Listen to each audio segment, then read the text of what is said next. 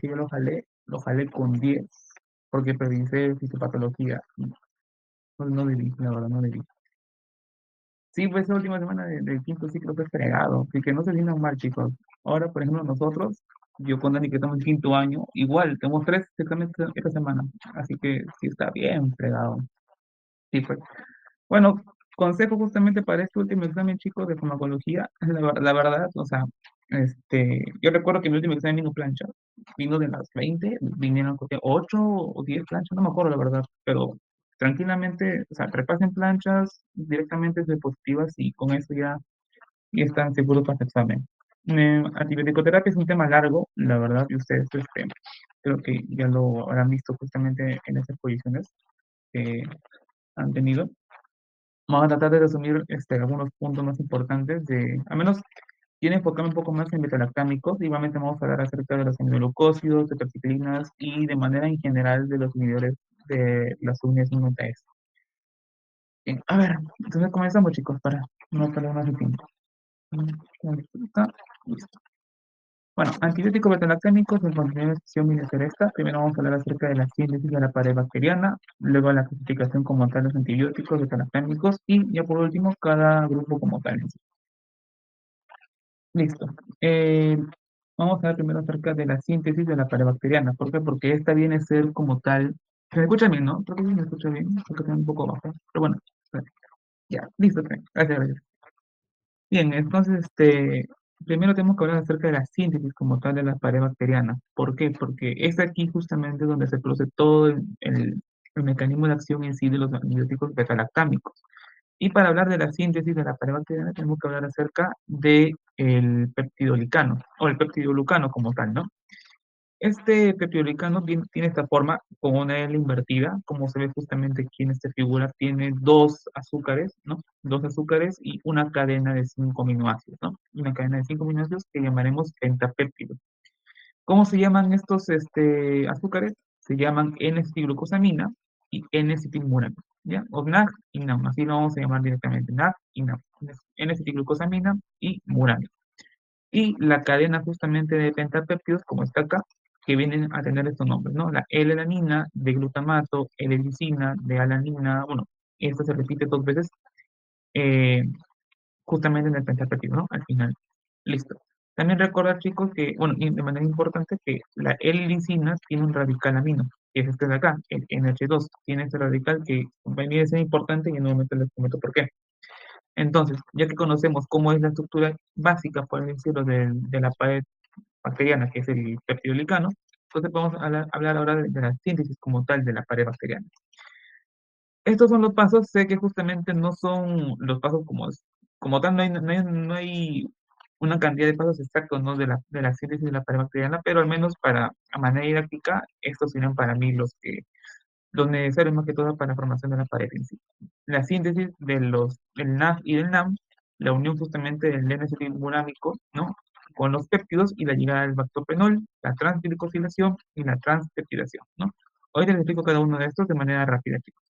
Entonces, tenemos justamente la membrana, ¿no? La membrana justamente de la bacteria, y esta se delimita en dos zonas, una zona intracelular y una zona extracelular. No, la zona intracelular donde justamente se va a formar todos los compuestos para el peptidilicano y también donde se va a ensamblar para luego justamente salir a la zona extracelular y formar la pared bacteriana. Entonces, justamente haremos eso.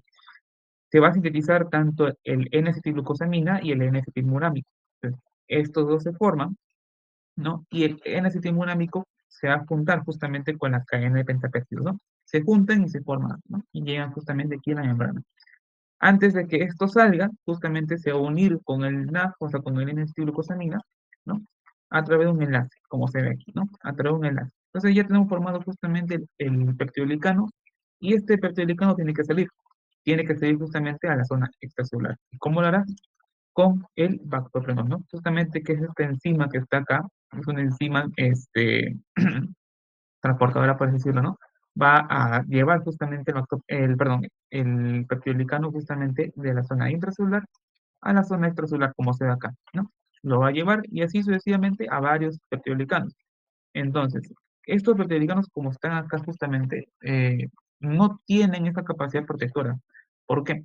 Porque solamente son peptidoglicanos como tal en la zona, en la periferia, no están unidos. Entonces lo que necesitamos justamente es enlazar cada peptidolicano para así formar capitas, ¿no? Y proteger, entre comillas, a la bacteria, ¿no? Entonces, lo que haremos es eso, ¿no? Tenemos que unir justamente estos peptidoglicanos. ¿Cómo lo haremos? A través de distintas enzimas, que justamente, bueno, tenemos primero esta enzima que lo que se va a encargar justamente es la unión justamente eh, entre cada peptidolicano como tal de manera adyacente o horizontal, por así decirlo, ¿no?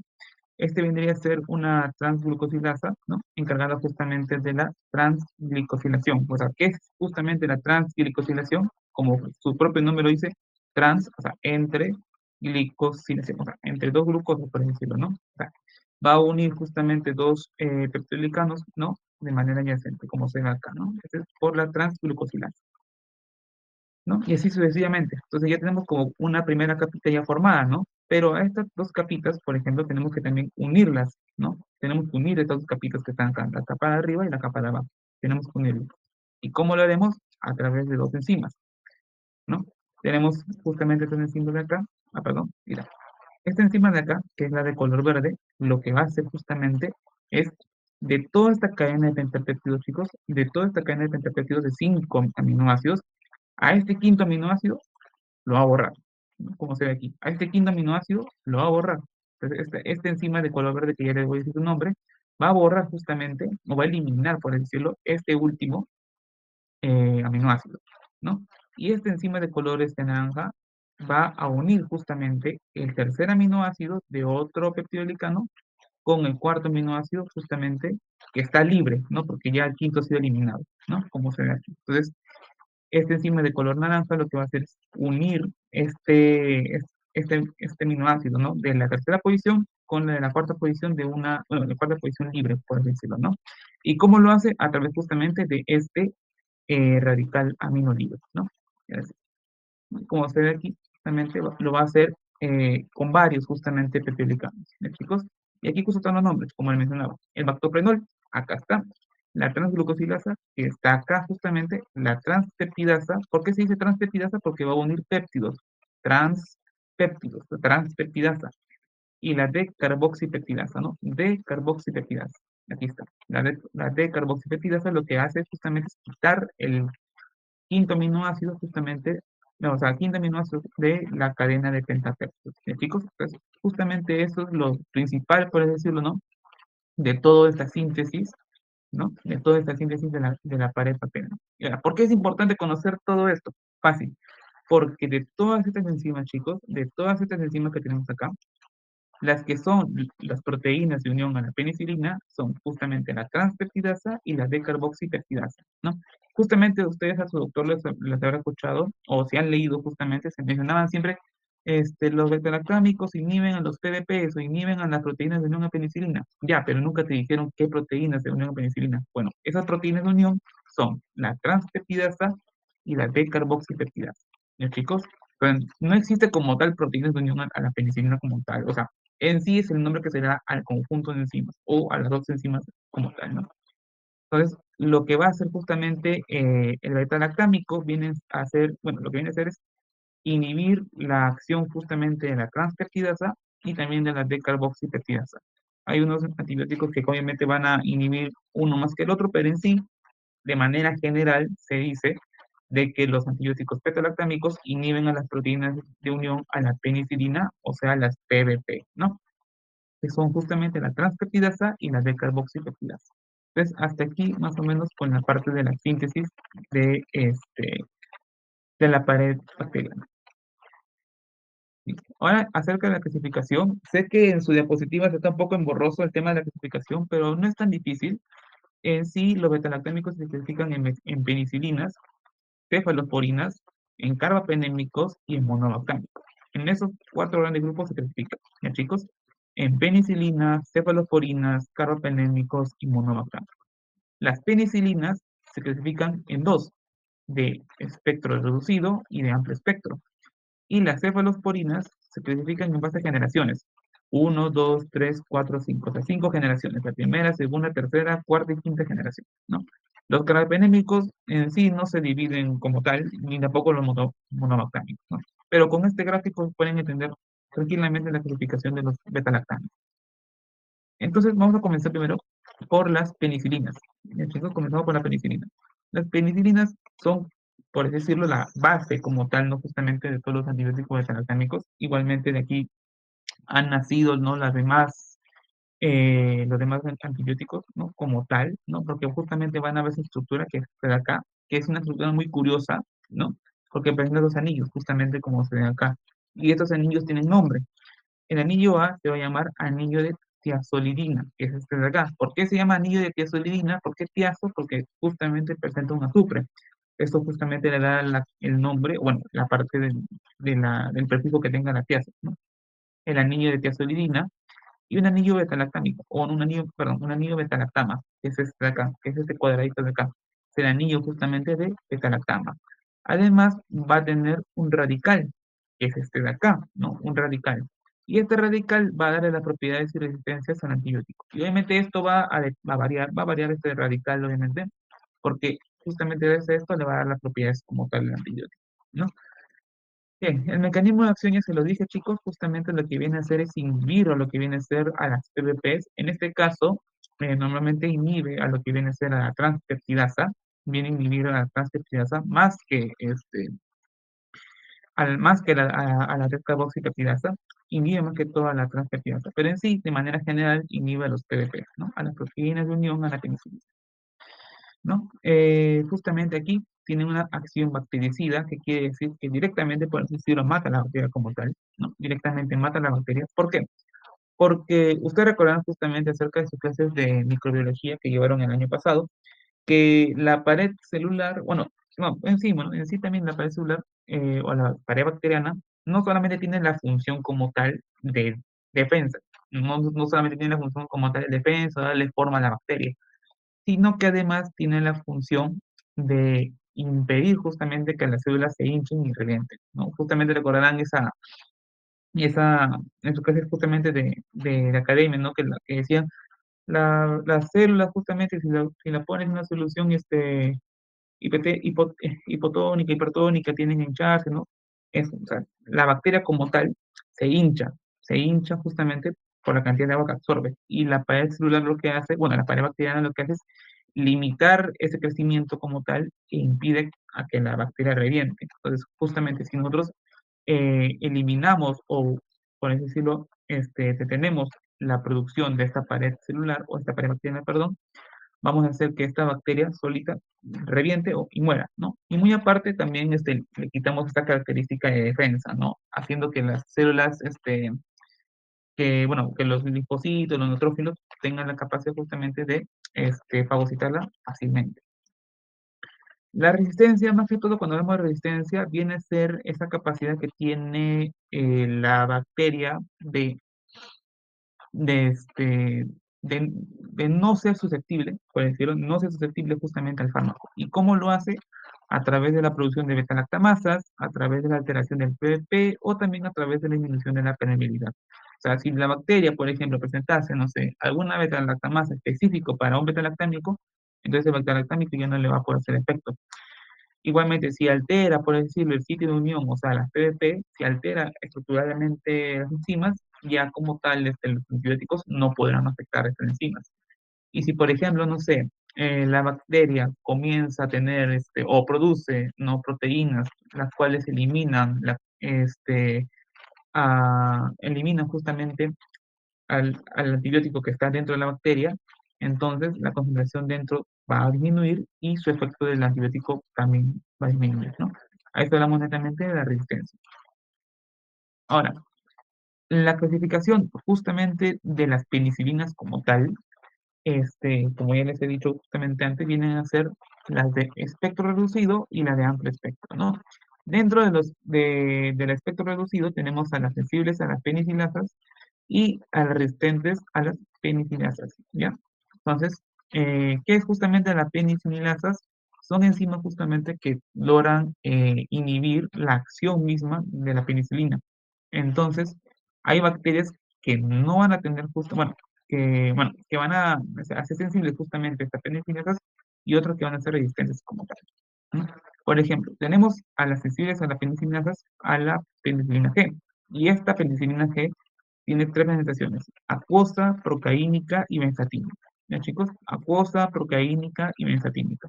Obviamente que la indicación de cada una de ellas va a variar, justamente, va a depender bastante. Normalmente la penicilina G, si le preguntan en su examen, casi siempre se indica en sífilis, ¿ya? Penicilina, penicilina G, benzatínica, se indican normalmente para sífilis.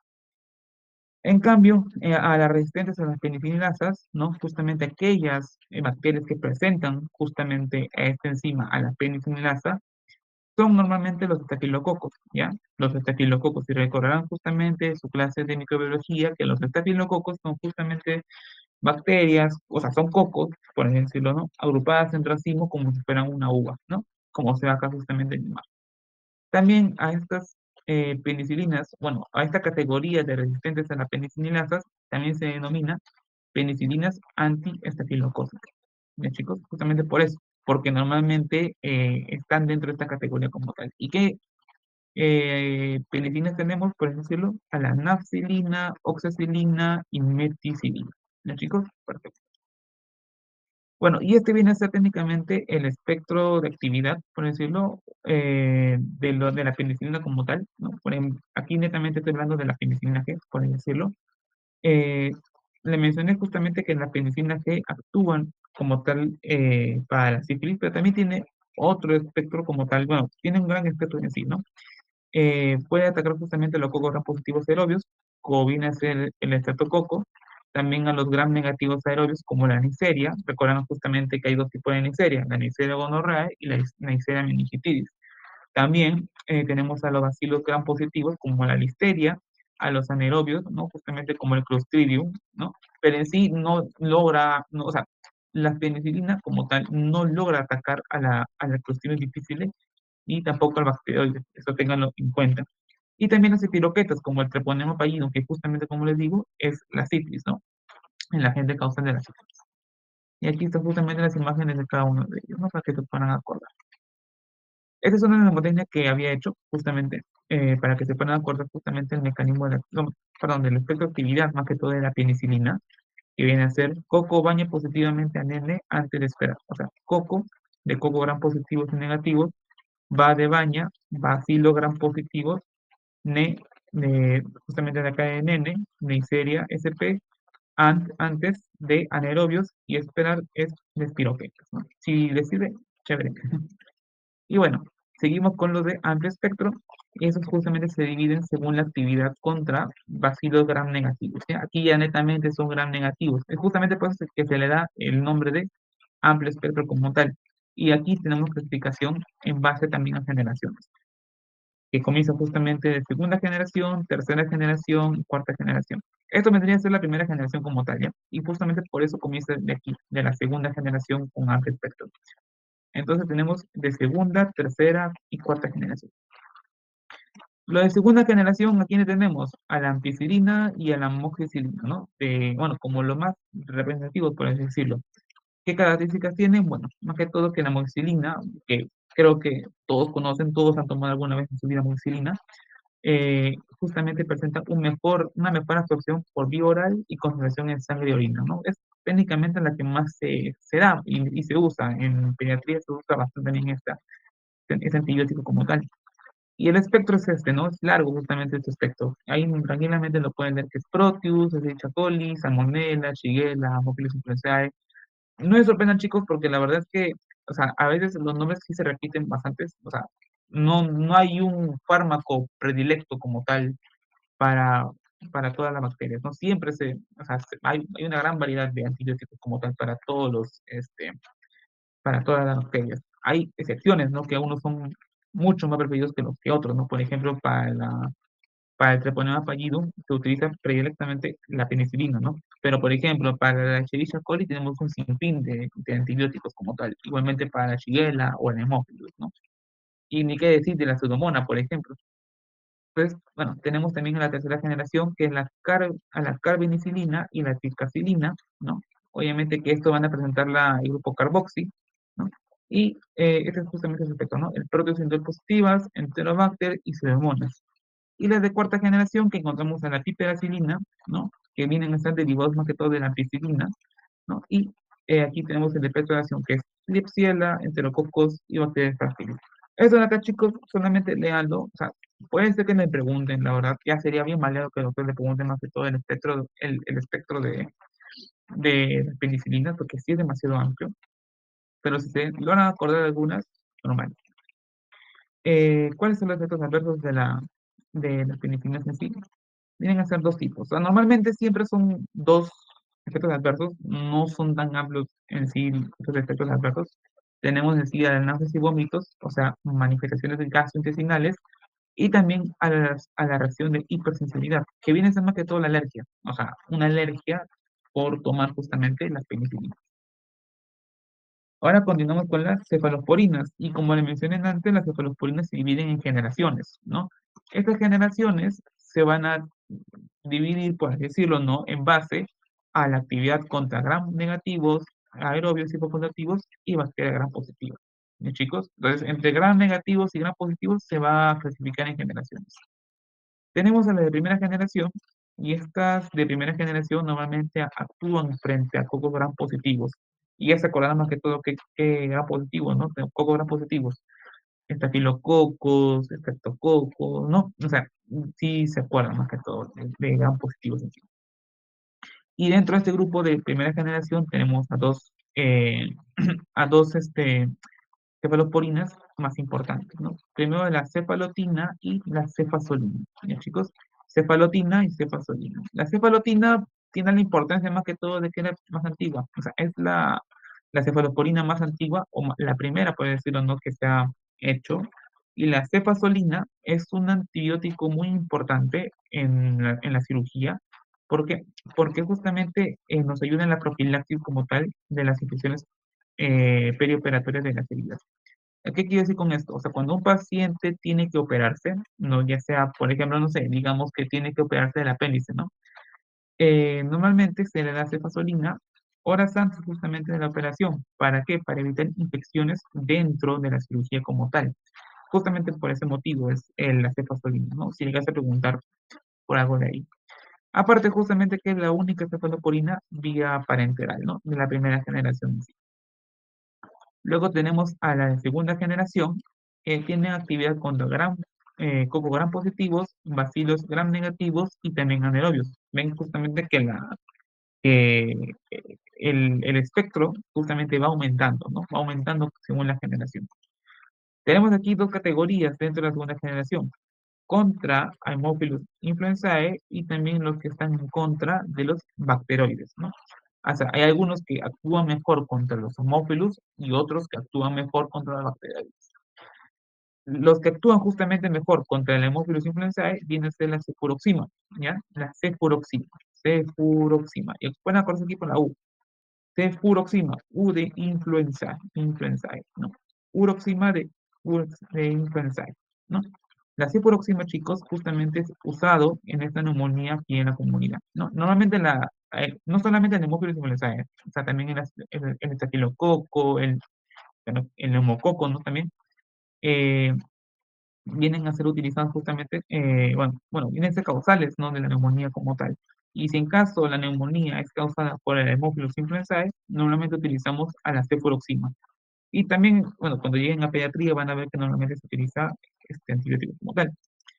Y también tenemos a los que son activos contra bacteroides. Y aquí tenemos a la cefoxitina y al cefotetán, ¿no? Cefoxitina y cefotetán. Y normalmente esos se utilizan antes de una cirugía por trauma abdominal cerrado o una cirugía de colon, ¿no? Justamente ¿por qué? Porque ustedes sabrán también igualmente por microbiología que el bacteroides es justamente una bacteria, ¿no? Que vive normalmente en el colon como tal, ¿no? Es parte justamente de la flora como tal, ¿no? Solamente que obviamente no ocasiona problemas porque está bien regulada en el colon. Pero en caso llegase justamente a un paciente a llegar a operarse justamente del colon, ¿no? Ya por diferentes motivos, digamos, por cáncer de colon, digamos, ¿no? Tiene que justamente horas antes recibir tanto cefoxitina o cefotetan como profilaxis en sí, ¿no? Igualmente para pacientes con trauma abdominal cerrado. Igual, tercera generación, chicos, en la tercera generación le pongo una estrellita, ¿por qué? Porque la tercera generación es la más utilizada, es la más utilizada justamente de todas las cefalosporinas, es la generación más utilizada.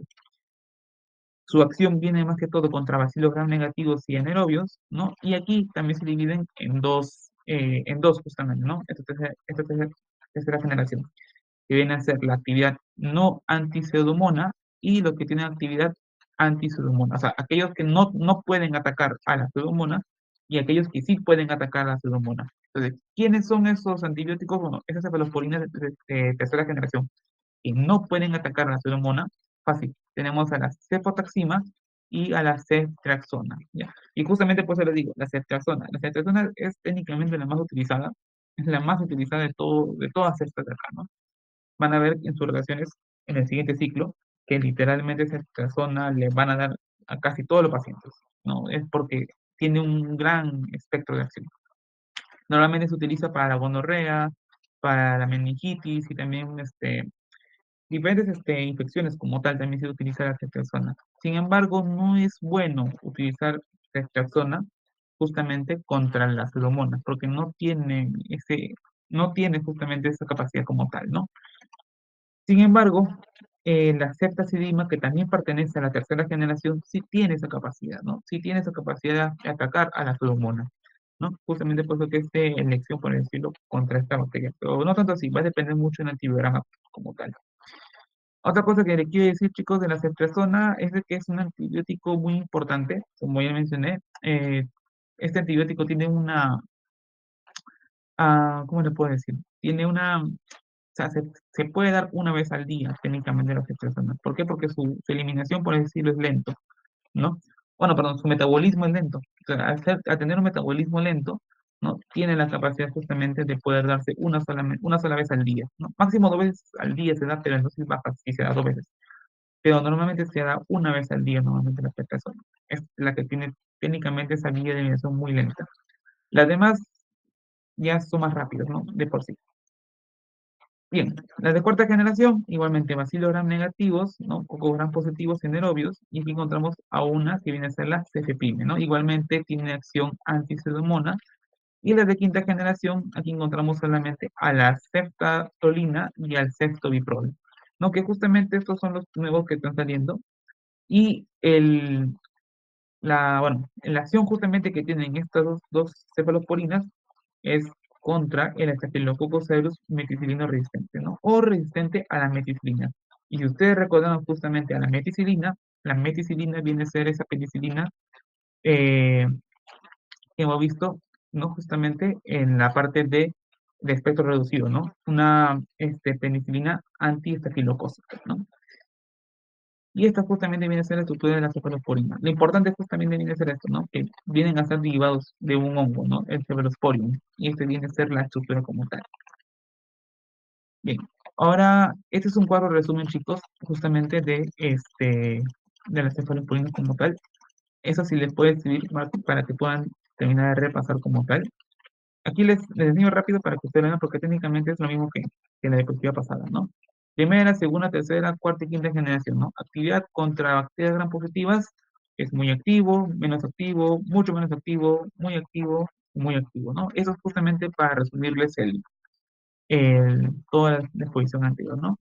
Actividad contra gram negativas, Proteus, E. coli, Pneumoniae, ¿no? Igualmente acá, espectro extendido, ¿no? Igual, Staphylococcus aureus resistente a la meticilina, ¿no? O también a la listeria. Como se ve aquí, la de primera generación no tiene esa actividad, la de segunda generación tampoco puede atacar a la Staphylococcus aureus resistente a la meticilina, tampoco la tercera generación, tampoco en la cuarta generación, pero sí puede atacar la de quinta generación. Y la actividad contra Pseudomonas no puede hacerlo la primera generación, la segunda generación tampoco, la tercera generación en teoría no puede, pero sí puede una de ellas que es la ceftazidima, ¿no? La ceftazidima que les dije que tiene actividad anti-Pseudomonas, ella sí puede justamente atacar a Pseudomonas como tal. La cuarta generación, que está en la cefepime, sí tiene esa capacidad anti-Pseudomonas y la quinta generación no tiene, ¿no? Los efectos adversos, más que todo, la reacción de hipersensibilidad y también la reacción cruzada penicilina. ¿Qué es esta reacción cruzada penicilina? Más que todo viene a ser ese efecto, más que todo, de, por haber, o sea, si el paciente tiene como tal una reacción alérgica, por decirlo, a la penicilina, entonces tiene un 5 al 15% que también presente para las cefaloporinas como tal, ¿no? Pero es raro encontrar esta reacción cruzada, ¿no? Y algunos, bueno, efectos adversos de otros cefaloporinas como tal, tenemos a la cefalotina que produce nefrotoxicidad, a la ceftriaxona como tal que produce colelitiasis y colestasis. ¿Y por qué produce esto? Porque su vía de eliminación, chicos, de la ceftriaxona es por vía biliar. Entonces, justamente por ese motivo, tiende a producir colelitiasis y colestasis. O sea, ¿qué es colelitiasis? Colelitiasis justamente es la formación de cálculos biliares. Y la colestasis es la acumulación de la bilis, justamente, ¿no? La acumulación de la bilis. Más que todo excesivo, la acumulación de bilis excesiva. Y el moxalactán justamente produce una disfunción plaquetaria, ¿no? Que es otro fármaco como tal. Ahí les pongo para que tengan en cuenta ello. Y bien, ya para acabar con esta parte de los beta-lactámicos, tenemos a los carbapenémicos y a los monobactámicos. Los carbapenémicos, chicos, no hay una clasificación como tal de ellos, no es que existe una clasificación, simplemente están, bueno, son cuatro fármacos en sí, el imipenem, meropenem, ertapenem y doripenem, ¿ya? Entonces, tenemos estos cuatro fármacos en sí. Lo más importante, chicos, al menos para que sepan, vienen a ser el imipenem y meropenem, ¿ya? Este viene a ser más que todo sus indicaciones como tal, aquí ya lo pueden leer.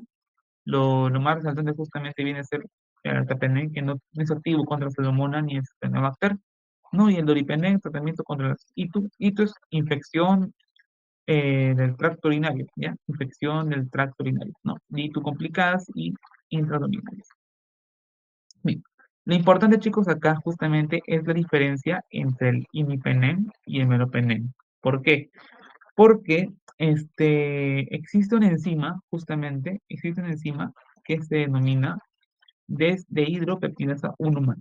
Justamente ustedes creo que lo habrán visto en sus clases, que esta enzima, justamente la dehidropeptidasa 1 humana, tiene la capacidad justamente de formar metabolitos, ¿no? eh, Gracias al imipenem. O sea, lo que hace justamente el imipenem es llegar justamente aquí, ¿no? Llegar justamente aquí a la nefrona, por decirlo, ¿no? Llega y va a encontrarse justamente con qué? Con la enzima de hidropeptidasa 1 humana. Entonces, va a ser metabolizada el imipenem por la de hidropeptidasa 1 humana y va a formar metabolitos. Y esos metabolitos son tóxicos. Son tóxicos esos metabolitos. ¿Por qué? Porque van a lograr necrosar el túbulo proximal. ¿Ya, chicos? Sin embargo, el meropenem, que también va a llegar justamente a la nefrona, va a llegar justamente a la dehidropeptidasa 1 humano, pero este meropenem no va a metabolizar por esa enzima. No se metaboliza por la enzima, por lo cual no necrosa el túbulo proximal. Esa es justamente la diferencia entre imipenem y meropenem, ¿ya? Esa es la diferencia entre esos dos. Ahora, ¿significa justamente que no voy a poder dar imipenem a mis pacientes? No. ¿Por qué? Porque se ha creado justamente una fórmula, que es justamente la que está acá, imipenem con cilastatina. La cilastatina lo que hace es inhibir lo que viene a ser a la dehidropeptidasa 1 humana, haciendo justamente que esto no pueda metabolizar al imipenem. Y si no puede metabolizar el imipenem, no forma sus productos y al no formar productos no puede necrosar el túbulo proximal, ¿de chicos? Pero más que todo, en la teoría, esa es la diferencia, de que el imipenem puede metabolizarse por la dehidropeptidasa humana y necrosar el túbulo proximal. Sin embargo, el meropenem no. ¿Por qué? Porque el meropenem es estable frente a esta enzima. Su uso clínico de los cannabinoides, chicos, siempre recuerden esto, y de esto lo van a ver en sus rotaciones en el siguiente año en medicina interna, que son fármacos de último recurso. O sea, normalmente, y esto lo he escuchado bastante el año pasado en mi rotación de infectología, casi siempre se utilizaban carbapenémicos para todo. O sea, para toda infección, chiquitita aunque sea, se utilizaba carbapenémicos. Y eso no es así. No es así. Los carbapenémicos se utilizan siempre de última opción. ¿Por qué? ¿Por qué? Porque son fármacos muy potentes. Son fármacos muy potentes. No sirve de nada utilizar, por ejemplo, no sirve de nada utilizar un gran armamento contra un enemigo tan chiquitito. No sirve de nada. Entonces, siempre se utilizan de último recurso. Y normalmente es por esto. Se utiliza contra cocos gram positivos, ¿no? Excepto MRSA y enterococos, pero obviamente que vienen a ser bien resistentes.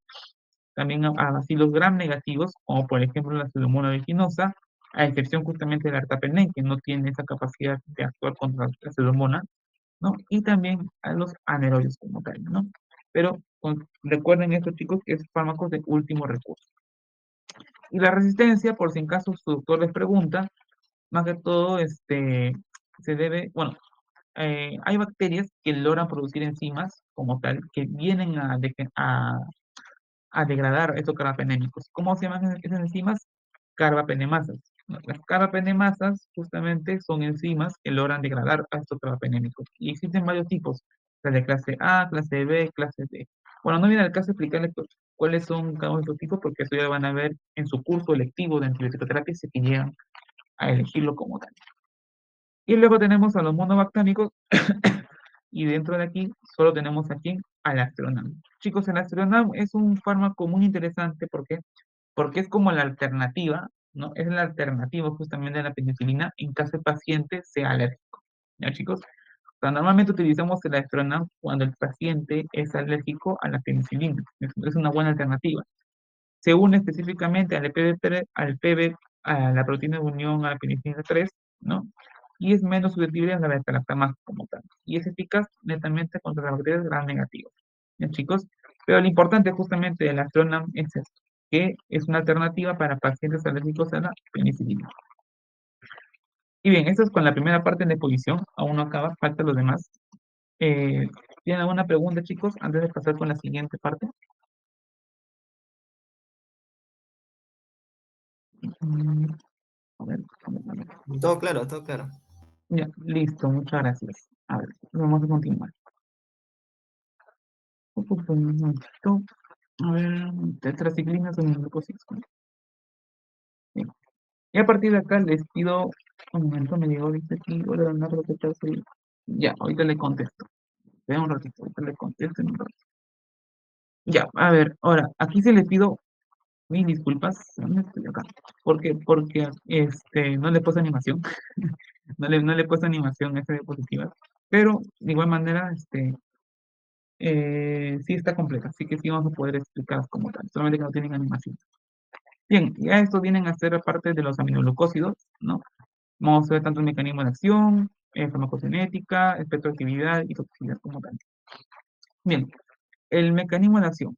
Ustedes recordarán, chicos, de que ahora, bueno, ya hemos hablado acerca de los betalactámicos.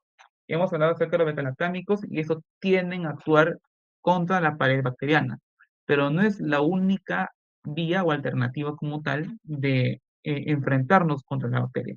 Podemos hacerlo a través de distintos niveles. Podemos hacerlo a través de la pared celular, a través de la producción de proteínas, ¿no?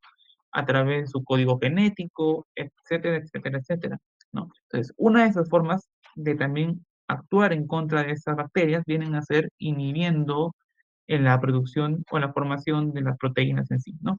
¿Y cuál es esa organela, no? O bueno, no sé si se considera, no sé si considerarla como organela, pero ya.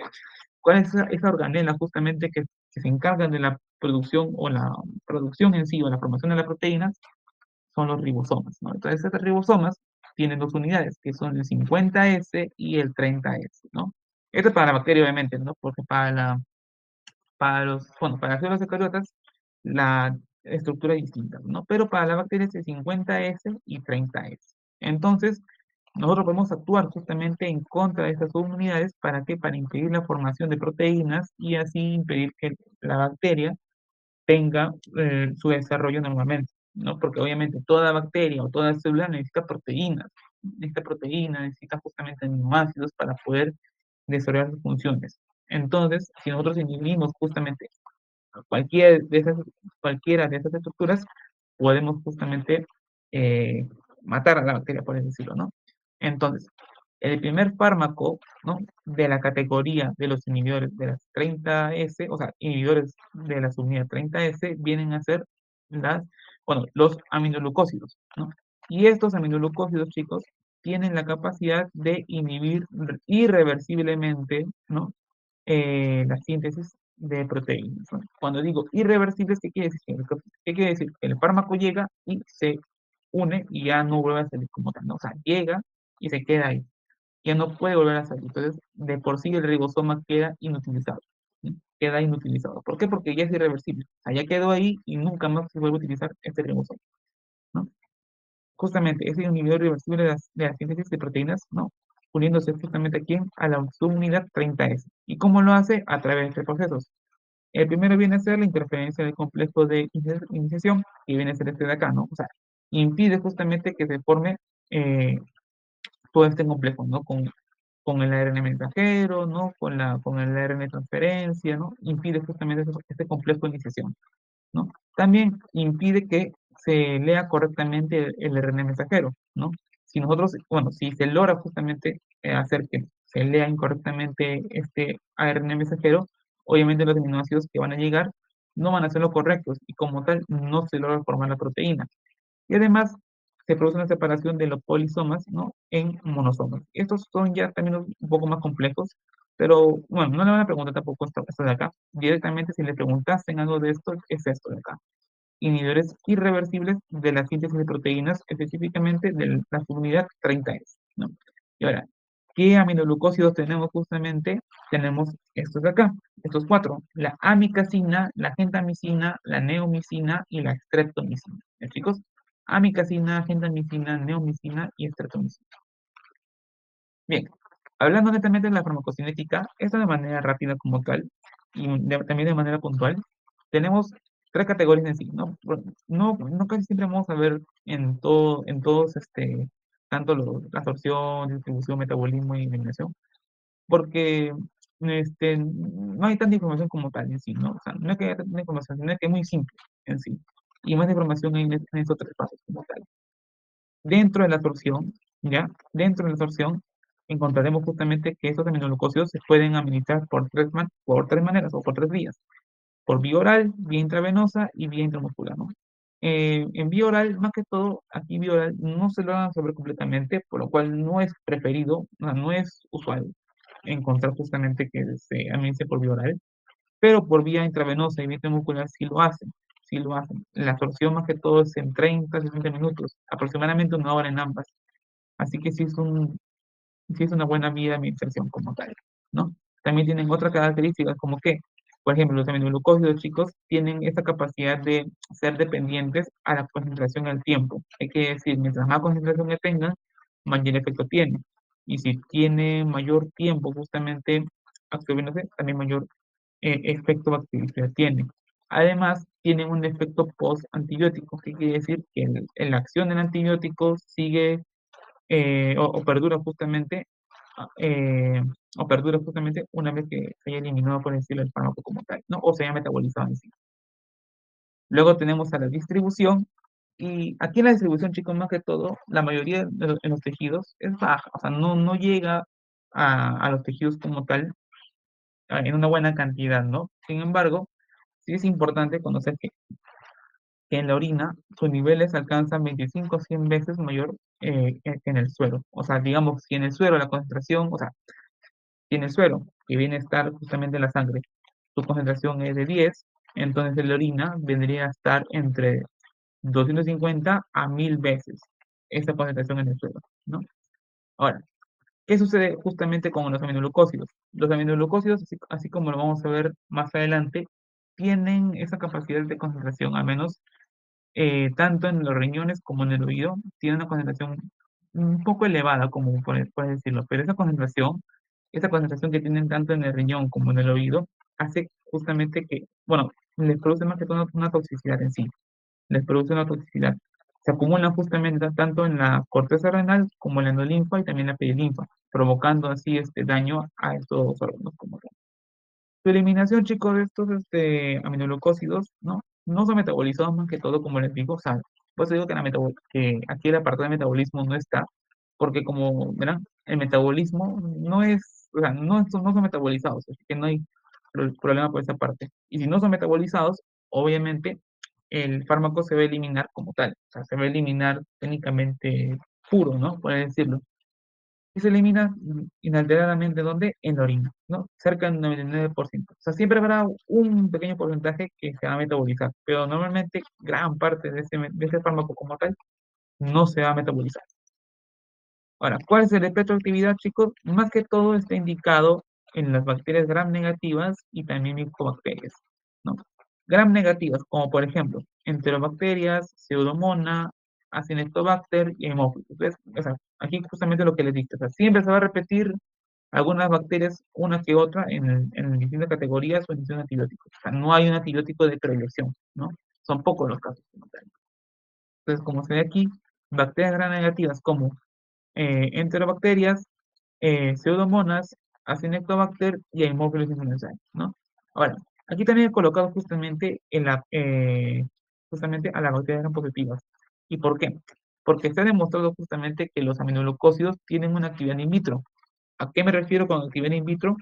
A una actividad, o sea, a una actividad dentro del laboratorio. Por eso se le dice in vitro, más que todo. Ahora, se ha observado justamente que tiene una actividad in vitro eh, contra gram positivos como el Staphylococcus aureus.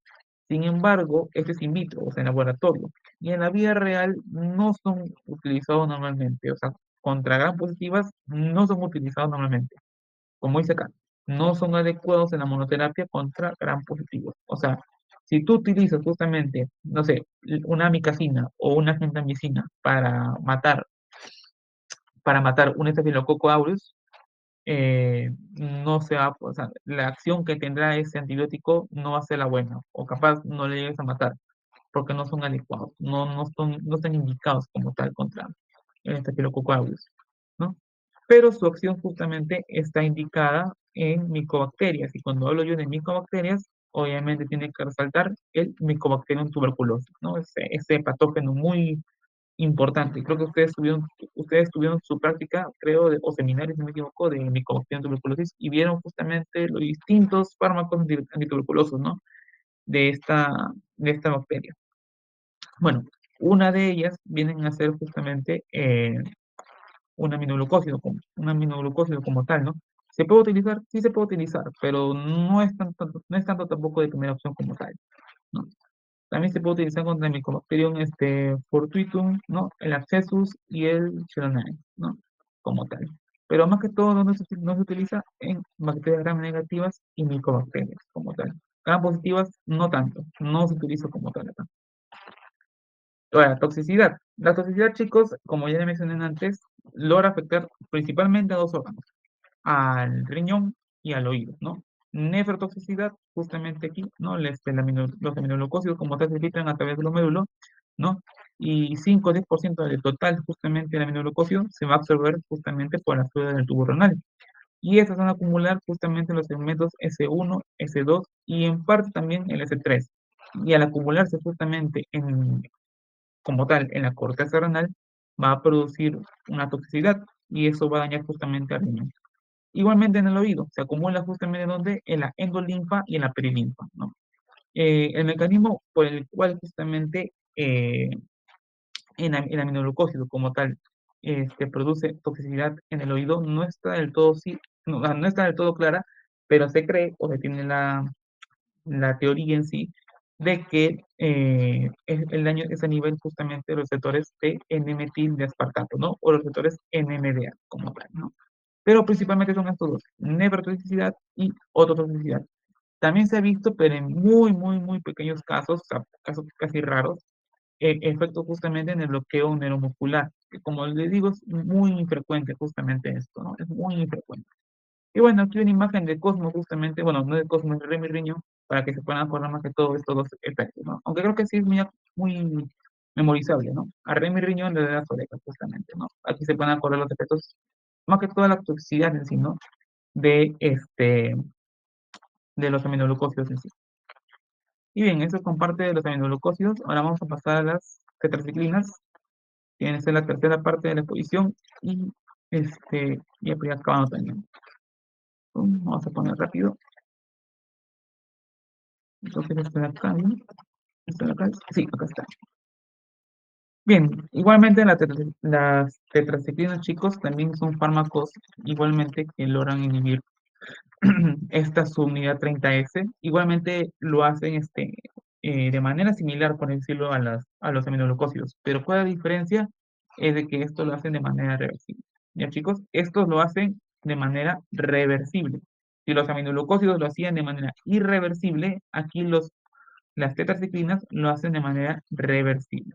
Chicos, eso es lo importante. Igualmente, eso es lo importante.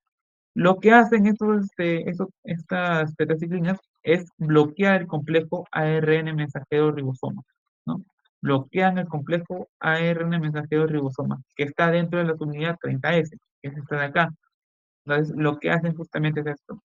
A este complejo de ribosoma con ARN mensajero lo bloquea, ¿no? Y al bloquearlo, el ARN transferasa no puede como tal acoplarse a esta zona de acá, que viene a ser del codón respectivo, ¿no? Justamente con su anticodón, y no puede como tal continuar con el proceso de la producción en sí, ¿no? O la formación de la proteína en sí como tal, ¿no?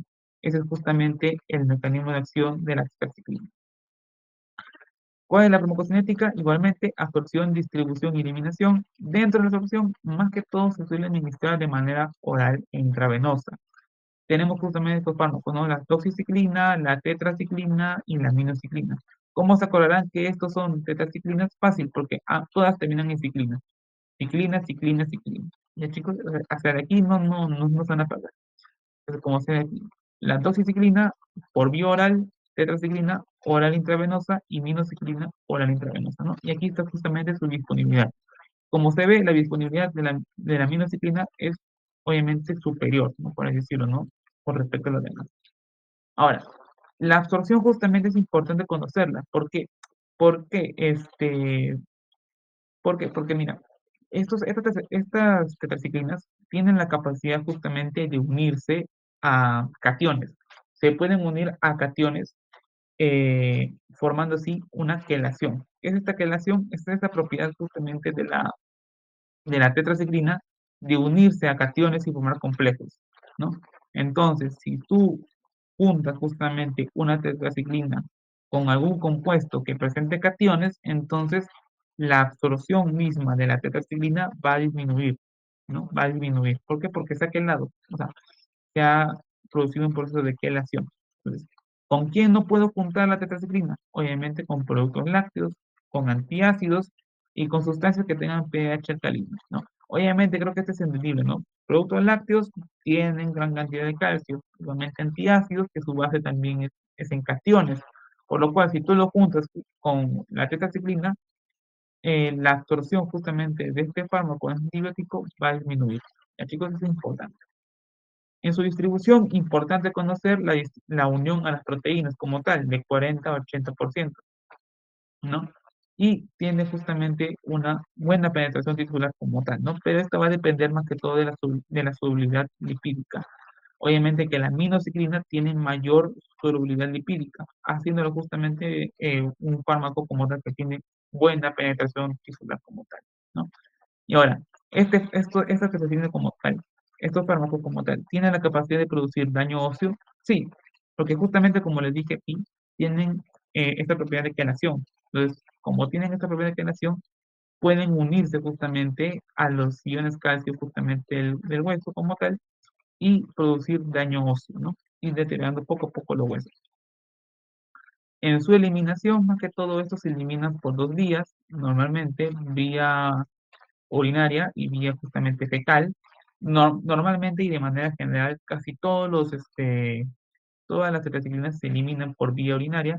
Sin embargo, la doxiciclina es la única, por decirlo, ¿no? Que se elimina casi internamente por vía fecal, ¿no? O sea, por las heces como tal. Entonces, eh, a ver, la doxiciclina, como le dije, se logra justamente eliminar a través de se logra eliminar a través de las heces, ¿no? Entonces, sería correcto, esta es la pregunta para ustedes, ¿sería correcto que yo administre doxiciclina a un paciente que tiene una enfermedad renal crónica? ¿Es correcto o sería mal indicado? ¿Ustedes qué opinan, chicos? Sí, ya que se elimina por heces en un Claro, se 90%. elimina por eso. Ajá. Es justamente por eso, sí estaría bien, exacto. Justamente por ese motivo. Como se elimina por heces, no toca el riñón. Y al no tocar el riñón, entonces no habría problema justamente utilizarlo en un paciente que tenga la renal crónica. ¿Ya? En cambio, los demás tetraciclinas sí tienen esa facilidad, sí tienen esa capacidad de eliminarse por vía urinaria, por lo cual se deben tratar de evitar, ¿no? Se evita más que todo esos antibióticos. Bien.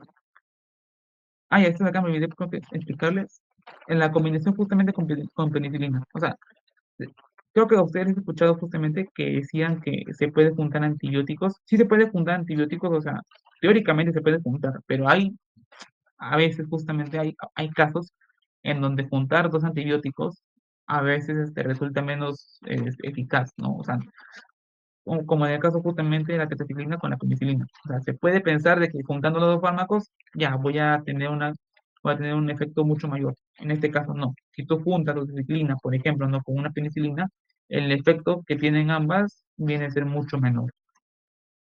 Ahora, el efecto de actividad. El efecto de actividad, chicos, aquí más que todo viene a ser para bacterias atípicas, ¿no? Muy aparte de que las que le pongo acá, que dice que se utilizan para tratar infecciones por bacterias aerobias gram positivas y negativas, normalmente lo utilizamos contra bacterias atípicas, como cuáles, como por ejemplo el Mycoplasma pneumoniae, contra la Rickettsia y contra la clamidia. También se suele utilizar justamente contra la enfermedad de Lyme, que viene a ser por la parte de la garrapata. No sé si vieron esa enfermedad justamente que tiene estas lesiones, o sea, que justamente son transmitidas más que todo por la garrapata en sí, ¿no? Que viene a ser este patógeno, la Borrelia burgdorferi, ¿no? Justamente viene a ser un lugar de acción, como puede decirlo, ¿no? No, una actividad más que todo de la tetraciclina. Igualmente, la tetraciclina se utiliza para el tratamiento del acné, justamente por el patógeno Cutibacterium acnes, ¿no? También viene a ser eh, parte del espectro de actividad como tal.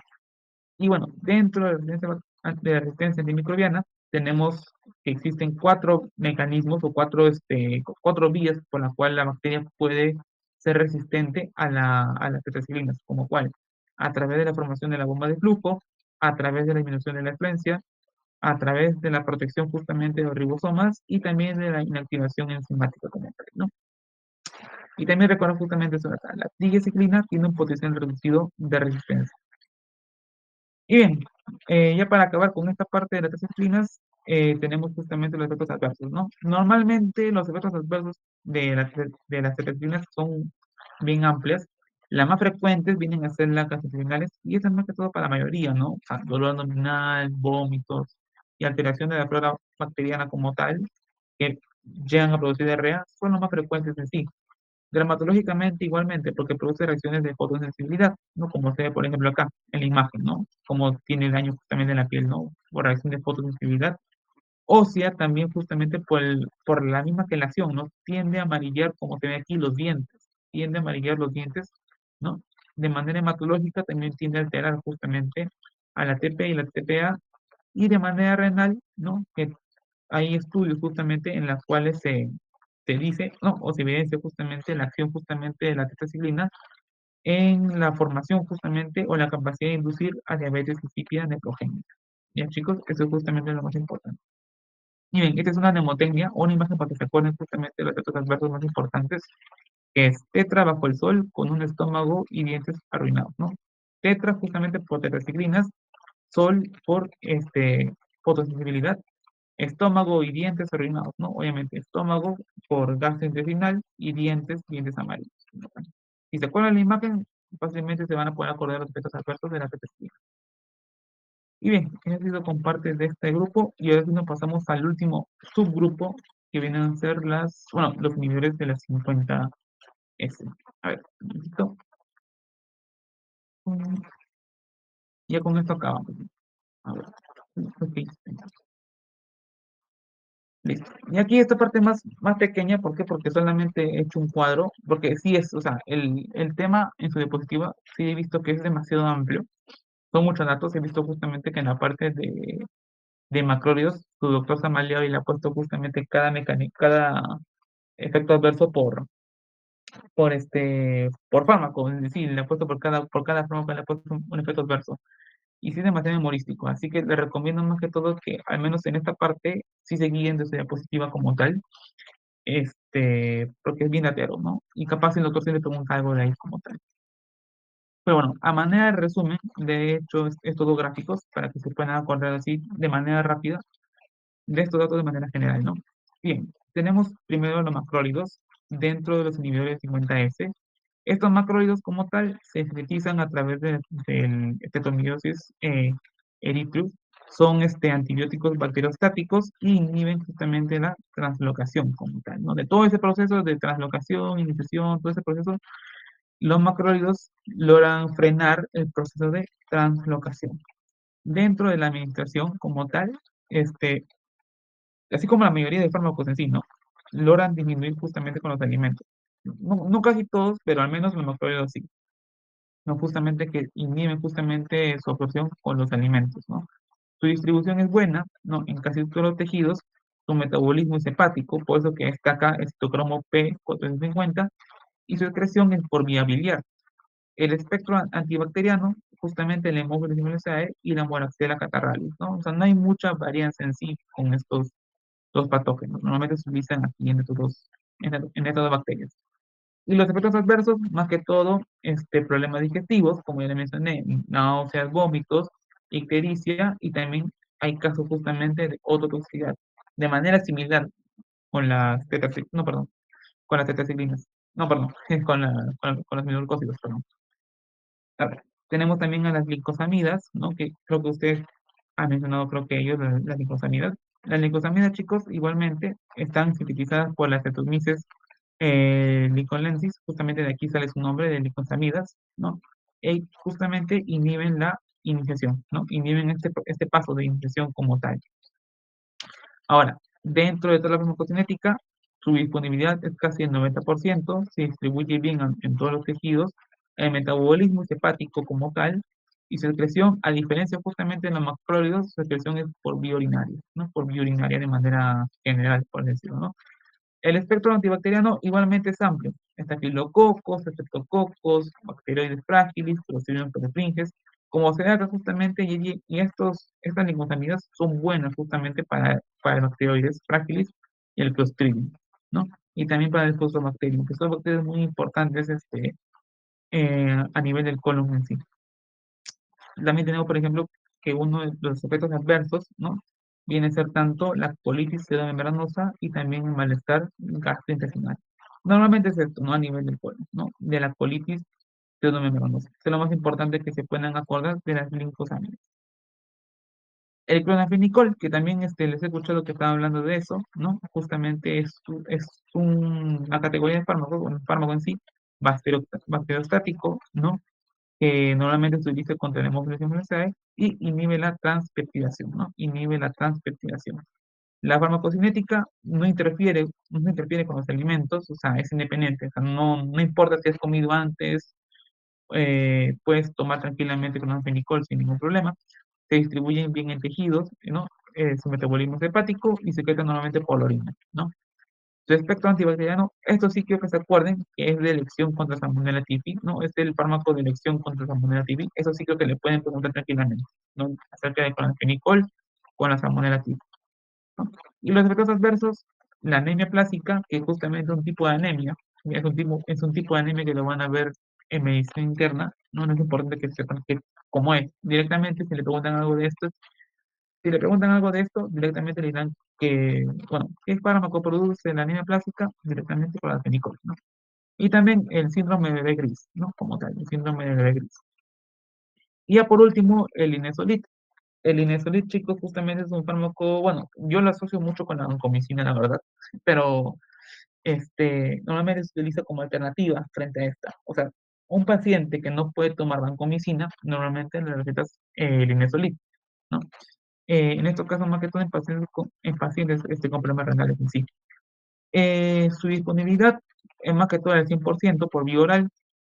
Su metabolismo es hepático, pero no enzimático, y su excreción justamente es por la orina, ¿no? Y además es activo contra gram positivos y Mycobacterium tuberculosis. Y ya está. Eso, bueno, la macetopenia justamente también es parte importante de los efectos adversos del inesolid, ¿no? Igualmente el síndrome serotoninérgico como tal. Y bien, chicos, este cuadro se lo va a pasar también a ustedes, se lo va a pasar a través de Daniel para que lo tengan ahí. Igualmente las demás diapositivas, este, para que puedan repasar de ahí tranquilamente. Como les dije, eh, de todo esto, o sea, estudien planchas, la verdad, porque no creo que se maleen tanto con las preguntas. Pero nada más, chicos, solamente eso. Si tienen una pregunta, normal, me la pueden decir, sé que me va a tener bastante, así que creo que están cansados también ya. Mm, mm,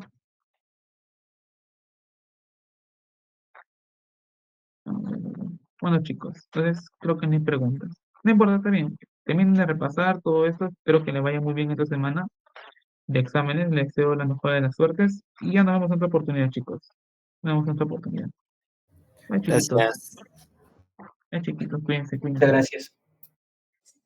Muchas gracias chicos por su presencia. Mañana los repasos van a iniciar a las 10 de la mañana para que tengan tiempo en la tarde de repasar y, bueno, cumplir sus dudas, ¿no? Cuídense chicos, buenas noches, hasta mañana. Nos vemos.